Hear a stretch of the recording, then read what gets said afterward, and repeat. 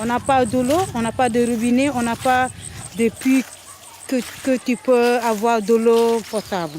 Les femmes se réveillent à 5 heures pour terminer le travaux à 10 heures de la nuit. À cause de quoi? À cause de l'eau. C'est fatigant pour une femme villageoise qui travaille ainsi. On vieillit vite, on est fatigué.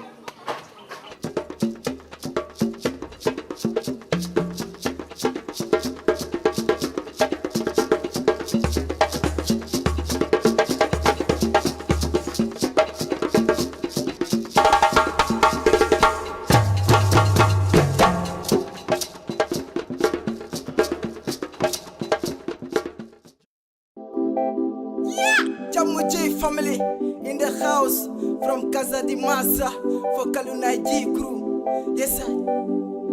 Casa Massa, Casa Massa. Yakumuji, Casa Massa. Yakumuji, Casa Massa. Aligana kumu, Casa Massa. Kabojo, Kabe Mole, Casa Be Mole.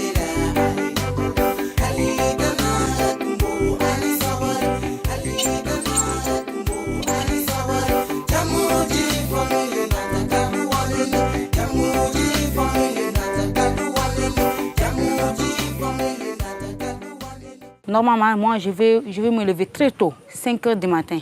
Ouais, je vais partir au puits pour puiser de l'eau. Donc ça prend beaucoup de temps.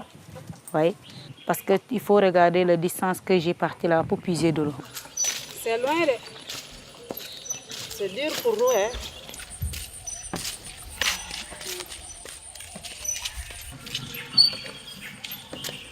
Voilà. Ça faut.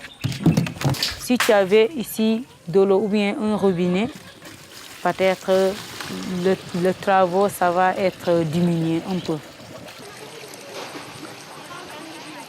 En même temps, l'eau, c'est pas potable. Ça, c'est un problème pour la santé.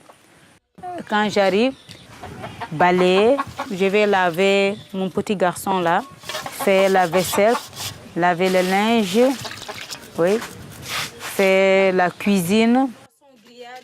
Mais ici, tu sais, nous ici, on est fatigués parce qu'on n'a pas de l'eau. On but comme ça parce que malgré, si tu n'as pas le choix, comment tu vas faire?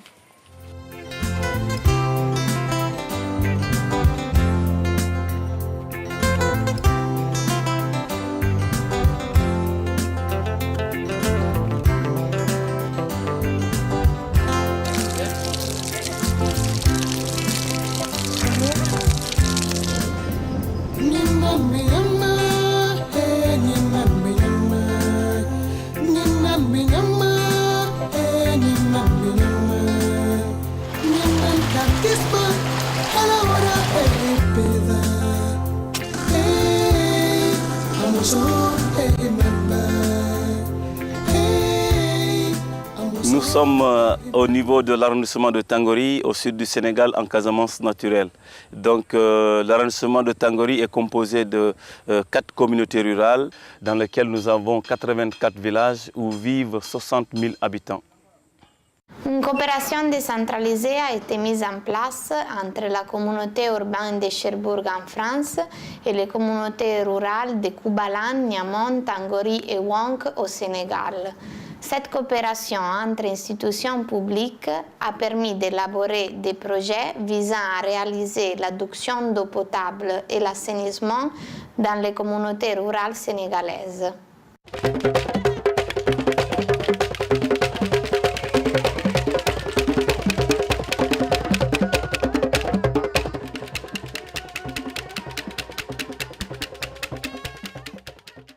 Pourquoi la ville de Cherbourg-Acteville a souhaité entrer en coopération décentralisée?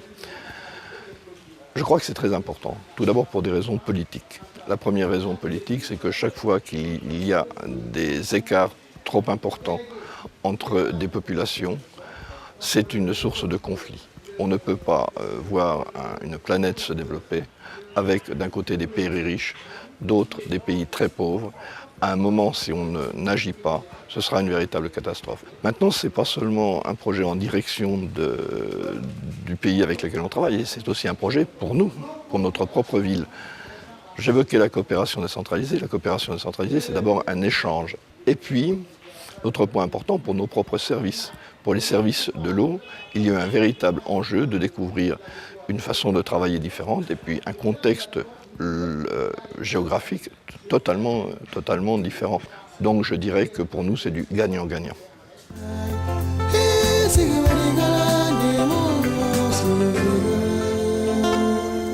Monsieur le ministre, chères autorités, donc, je vais vous présenter le résultat du fruit de la coopération décentralisée avec la communauté rurale qui a réussi à gérer ses différents partenaires.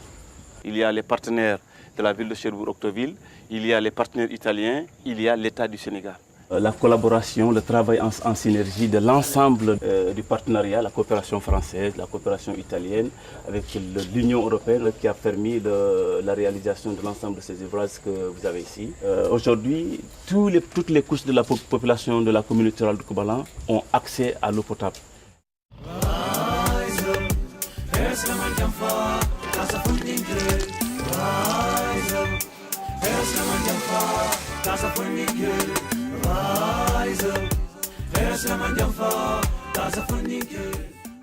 Ce programme est vraiment pour nous un programme d'excellence parce que nous avons la possibilité de travailler au Sénégal avec le ministère de l'hydraulique sénégalaise, avec les communautés rurales qui sont les autorités locales au niveau décentralisé et avec les associations des usagers, les autres ONG locales et tous les acteurs de la société civile. Mais aussi, nous avons la possibilité de travailler en France avec la ville de Cherbourg-Octeville qui soutient le programme du point de vue politique parce qu'il a inséré ces programmes dans le cadre de leur coopération décentralisée. De plus, nous travaillons aussi avec la communauté urbaine de Cherbourg, qui est l'institution directement chargée à Cherbourg de la gestion de l'eau. Accra est chargée de la mise en œuvre du programme grâce à sa présence permanente sur place. Les études techniques des tracés de dimensionnement sont réalisées par les services de la communauté urbaine de Cherbourg, ainsi que l'assistant technique à la réalisation des travaux et à la mise en œuvre d'un laboratoire d'analyse de l'eau.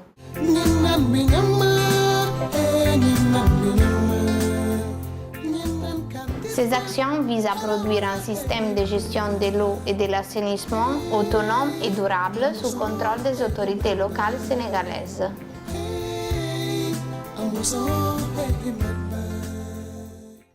La richesse du projet tel qu'il a été mené, avec ceux qui seront menés à l'avenir, c'est la rencontre entre une ONG et une ville. Une ONG qui a une bonne implantation locale, qui a une relation exceptionnelle avec les associations et qui peut mener sur le terrain ce genre de projet. Une ville qui a d'une part des compétences dans le domaine de l'eau, mais aussi une histoire, et notre histoire c'est celle de la régie, c'est-à-dire la gestion publique de l'eau. Ce programme est un programme d'excellence pour Accra et s'insère dans notre vision des programmes WASH en étant basé sur les dernières résolutions qui reconnaissent le droit des populations à l'eau et à l'assainissement. La logique de son projet épouse fidèlement les principes du PEPAM. Et comme vous le savez, le PEPAM est le programme mis en place par le gouvernement du Sénégal pour l'atteinte des objectifs du millénaire en matière d'eau potable et d'assainissement d'ici l'horizon 2015. Il faut dire quand même que dans le cadre de l'atteinte des OMD, le Sénégal a opté pour une stratégie multi-acteurs. Cela veut dire quoi? L'atteinte des OMD ne repose pas uniquement sur des programmes financés et réalisés par les services de l'État.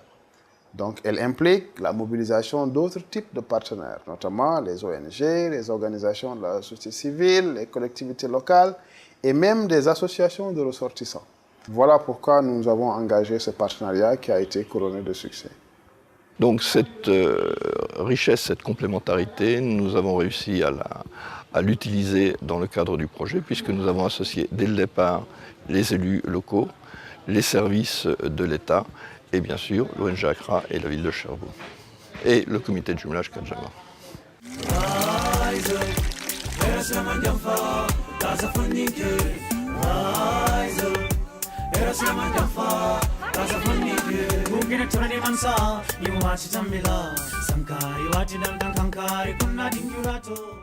L'objectif de ce programme au niveau de cet arrondissement de Tangori, c'est d'atteindre les 100% de taux d'accès à l'eau potable et les 60% de taux d'accès à l'assainissement amélioré.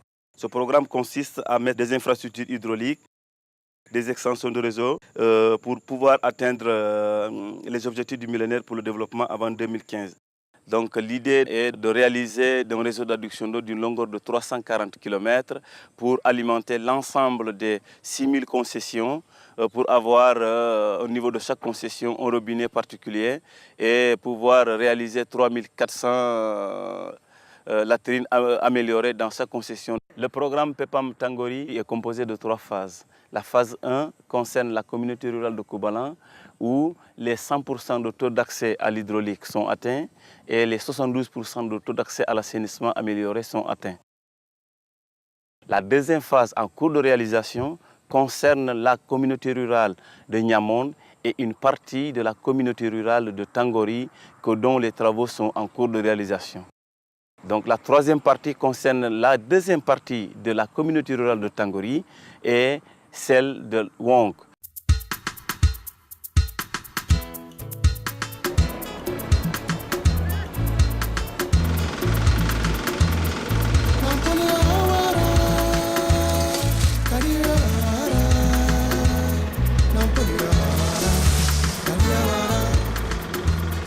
Nous sommes ici au village de Soutou, au niveau de l'arrondissement de Tangori, où nous sommes en train de réaliser l'un des 14 châteaux d'eau de l'arrondissement de Tangori.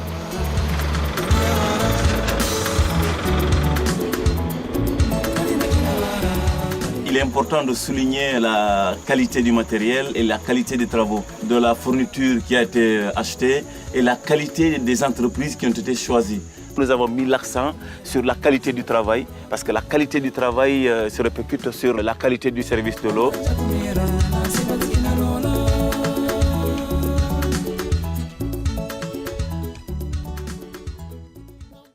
Le château d'eau joue un rôle très important, parce que c'est lui qui assure le stockage de l'eau.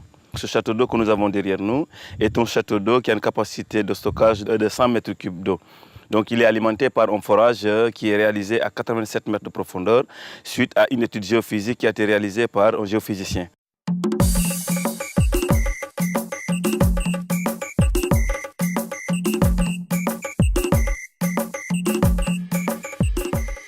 14 forages, 14 châteaux d'eau et 14 stations de pompage sont alimentés par 3 types d'énergie.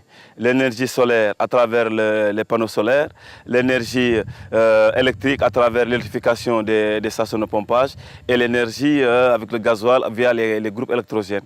Ces réseaux seront interconnectés pour pouvoir assurer la pérennisation de la desserte de l'eau dans les concessions. Il faut que le service soit continu 24 heures sur 24, ce qui fait qu'en cas de panne, donc si un forage tombe en panne, il est relié par l'autre forage et les populations ne sentiront pas qu'ils sont en train de consommer telle eau de tel forage, donc, parce que le service il est continu.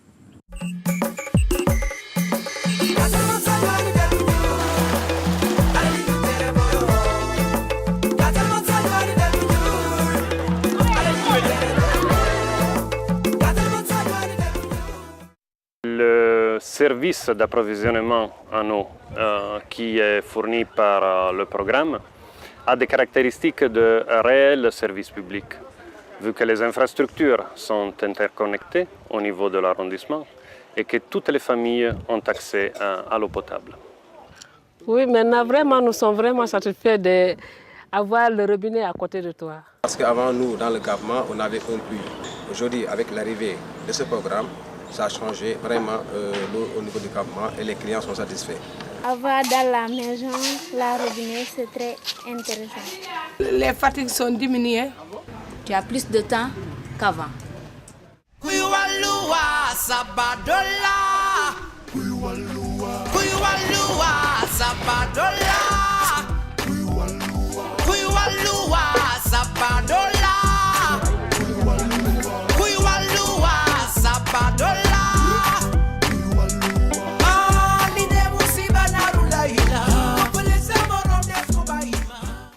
Au champ, quand tu reviens dans les champs, Tu es à la maison, tu es l'eau à côté de toi.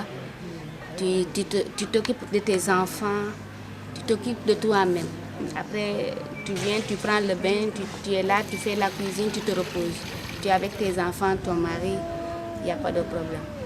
Même le mari, il ne va pas attendre que la femme va au puits pour l'amener de l'eau pour qu'elle prenne son bain. Il prendra son petit seau et va puiser. Tu sais, là, vraiment, vous allez s'entraider. Comme ça, toi aussi, tu as le temps de lui, tu vas bien jouer avec lui, le caresser, tu ne seras pas énervé. Mais quand tu es fatigué, tu es vraiment énervé. C'est ça. Avoir des robinets à la maison, ça nous arrange. Parce que auparavant, on se levait très tôt le matin pour aller au puits et puiser de l'eau. Mais maintenant, ça ne se fait pas. On se lève, même si on se lève à 7 heures, on peut partir rapidement au robinet, puiser de l'eau, se laver vite et aller à l'école. Et maintenant, nous ne serons pas en retard parce que vous me voyez, je viens à l'heure. Parce que je suis vraiment très contente.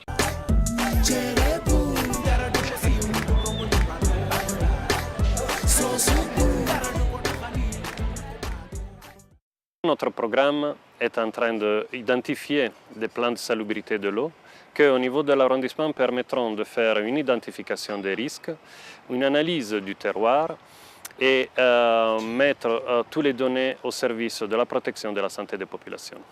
Donc la qualité de l'eau étant un point très sensible, nous avons essayé de collaborer avec la communauté urbaine de Cherbourg via le laboratoire d'analyse de l'eau pour pouvoir capitaliser l'expérience à faire de voir ensemble comment pouvoir mettre en place une structure qui pourrait s'occuper de la qualité de l'eau en milieu rural.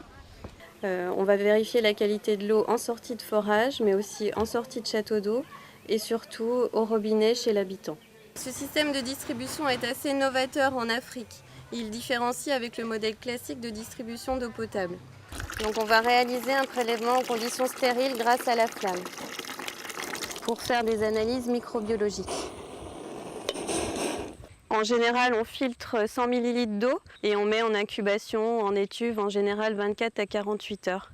Et on regarde ensuite le développement ou non des bactéries recherchées.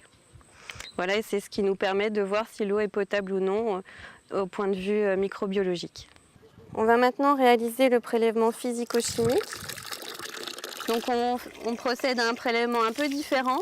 On n'a pas besoin de prélever en conditions stériles avec un chalumeau.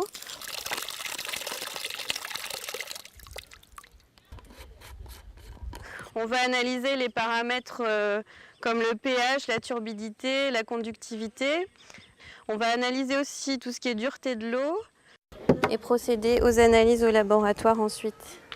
Pour garantir la qualité de l'eau, il faut aussi un laboratoire de proximité qui va permettre de réaliser des prélèvements et des analyses de façon réactive au plus proche de la population. On peut imaginer que ce laboratoire soit implanté par exemple à l'université qui est à Ziguinchor.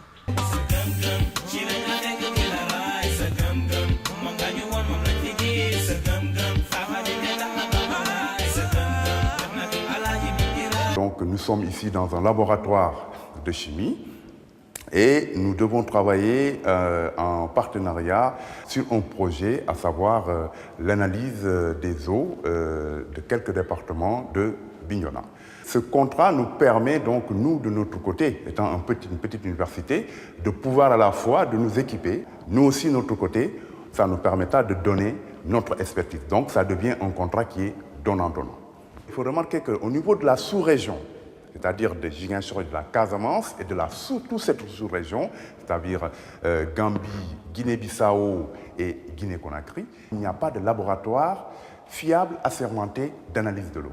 Donc ce projet permettra de pouvoir créer un nouveau laboratoire qui sera certifié, qui permettra donc ainsi d'aider la population et d'avoir donc de l'eau potable. La Casamance naturelle est une région riche en ressources en eau. Le fleuve Casamance, que vous voyez, est un fleuve qui a une remontée saline de 80 km. Donc c'est une région plate qui est sujet plusieurs mois par année à des inondations du sol. Et la nappe phréatique est très superficielle. Cela nous a obligés, dans l'identification des options technologiques que nous avons proposées et identifiées avec les usagers, à tenir en compte la dimension environnementale de l'assainissement et la coupler au service de l'eau. Suite aux recommandations du service d'hygiène, nous avons procédé au travail sur le type de latrine qu'il fallait faire qui répond à la réalité du terrain. À côté de nous, nous avons deux types de latrines. La latrine traditionnelle et la latrine moderne. La latrine traditionnelle, elle pollue la nappe phréatique parce que nous sommes dans une zone où il pleut beaucoup. En Casamance, il pleut beaucoup. Ce qui fait que pour empêcher cette pollution-là, nous avons travaillé sur ce prototype de latrine qui est composé d'une fosse avec une dalle de fond étanche. Donc c'est des latrines qui sont composées d'une fosse qui a une capacité de stockage de 3 mètres cubes d'eau usée, alimentée par un tuyau d'épandage de 20 mètres et un tuyau d'aération qui sert à aérer cette fosse étanche. Les populations ont donné un apport monétaire et un apport valorisé. Ils ont fait la fosse, ils ont fait le tuyau d'épandage, ils ont fait le transport des produits finis. À propos des latrines, tout le monde est pour les latrines parce que vraiment ça s'améliore notre santé. Je trouve que les latrines, c'est une bonne chose parce que déjà ça permet au moins d'avoir une hygiène, au moins un minimum d'hygiène dans la famille. Et aussi au niveau du village. Et ça permet aussi de savoir que là, il n'y a pas un risque de cas de choléra. Les latrines, ça va d'ensemble avec l'eau potable. Parce que sans l'eau, il n'y a pas assainissement. Ça va de pair. À cause aussi des latrines, ça nous arrange beaucoup parce qu'auparavant, on se lavait avec des huttes. Et les huttes, une fois que ça cesse, ça tombe. Mais maintenant, avec les latrines, on ne fait que laver proprement et venir faire ses besoins sans aucun problème. Si tu as une latrine, ce n'est pas avoir une latrine seulement. Il faut la nettoyer.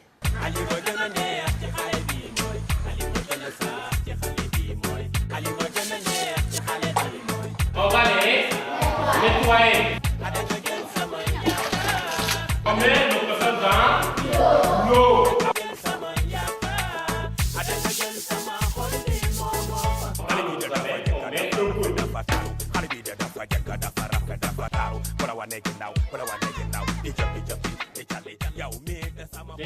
La leçon que nous avons fait aujourd'hui, donc nous voyons qu'il y a la différence au niveau de l'école, la différence au niveau des familles à la maison. Donc la leçon d'aujourd'hui, il faut pérenniser, il faut chaque fois redoubler dans toutes les classes parce que c'est très important. L'enfant change de comportement au niveau d'hygiène. Oui. Tout le village est prêt pour avoir des latrines et changer de comportement de vie. La sensibilisation pour la réussite d'un projet est incontournable. On ne peut pas réussir un projet si il n'y a pas une bonne sensibilisation à la base. C'est-à-dire la sensibilisation, c'est des choses parfois qui sont nouvelles à la localité. Il faut expliquer les populations et lier cette explication au contexte culturel, au contexte social, au contexte local.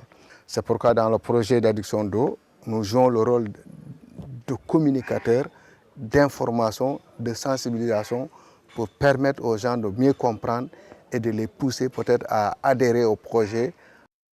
C'est pour cela qu'on a décidé de choisir en tant que porte-parole de ces messages de changement de comportement des femmes.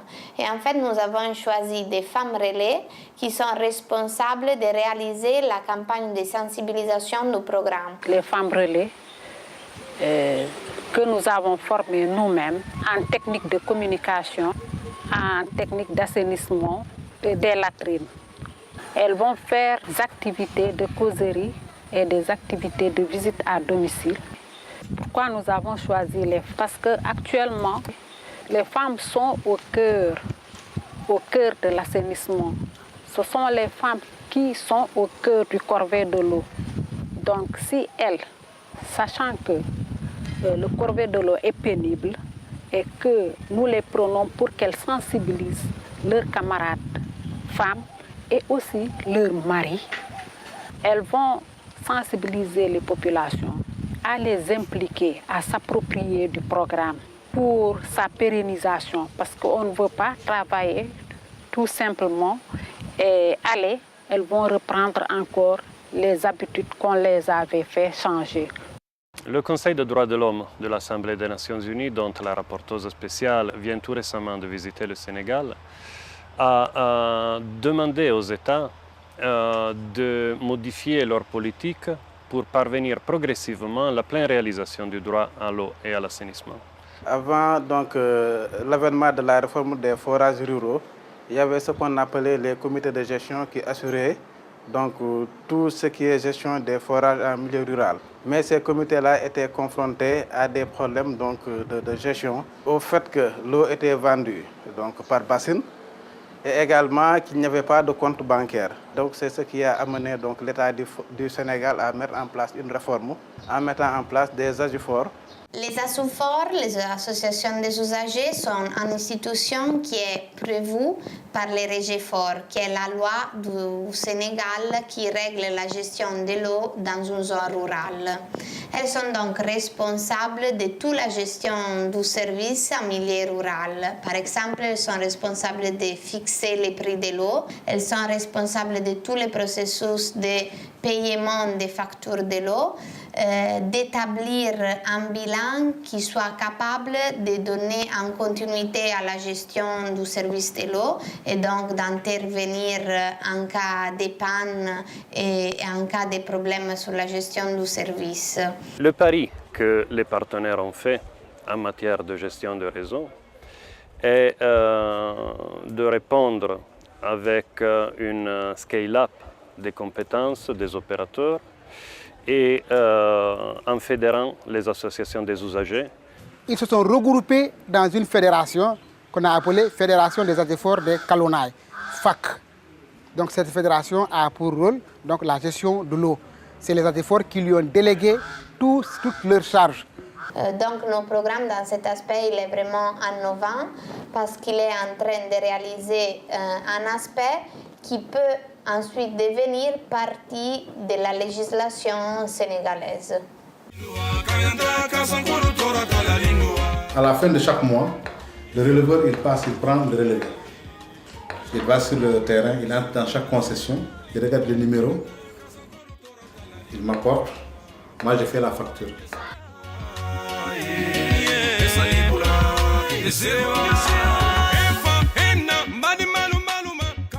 Je lui donne la facture, il va donner au client qui, après avoir reçu l'argent, viendra payer sa facture.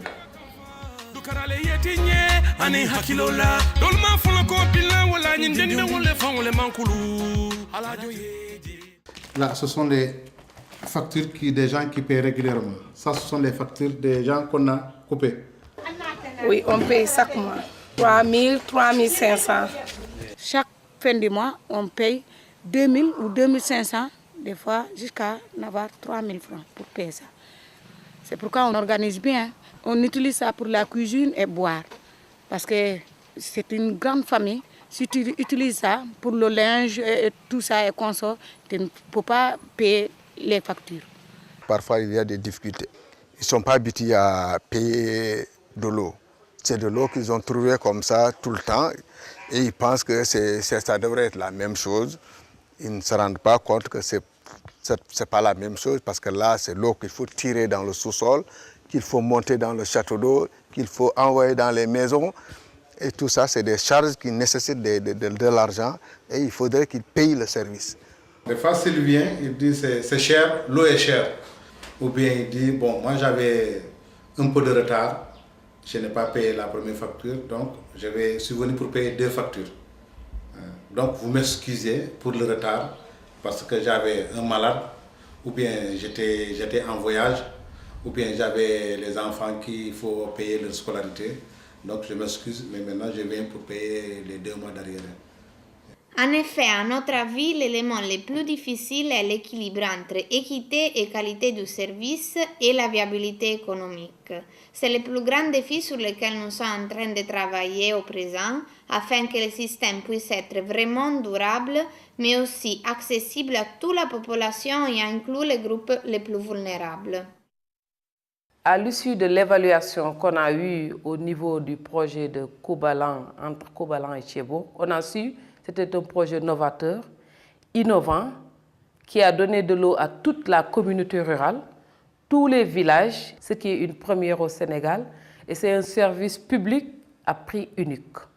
Donc cette évaluation a révélé la force du projet, mais aussi quelques faiblesses qui sont la gestion et qui pourraient remettre en cause la pérennité. Et c'est pour ça qu'actuellement nous sommes en train de travailler de façon à ce que cette pérennité soit vraiment assurée. Mais les bonnes adhésions des acteurs locaux au programme et le recouvrement des coûts quasiment complets des années passées font imaginer que nous arriverons à gagner les paris de la pérennisation du service. On ne peut pas être d'éternel assisté. Il faudrait qu'une fois on est assisté, qu'on puisse partir tout seul. L'eau, c'est un droit. C'est un droit. Je pense que tout être a le droit à l'eau. Et c'est quelque chose d'ailleurs qu'on ne peut pas commercialiser. Et c'est bien pour ça que nous sommes dans une régie. C'est-à-dire que nous gérons directement l'eau au niveau de la commune. L'eau, c'est un droit, ce n'est pas une marchandise.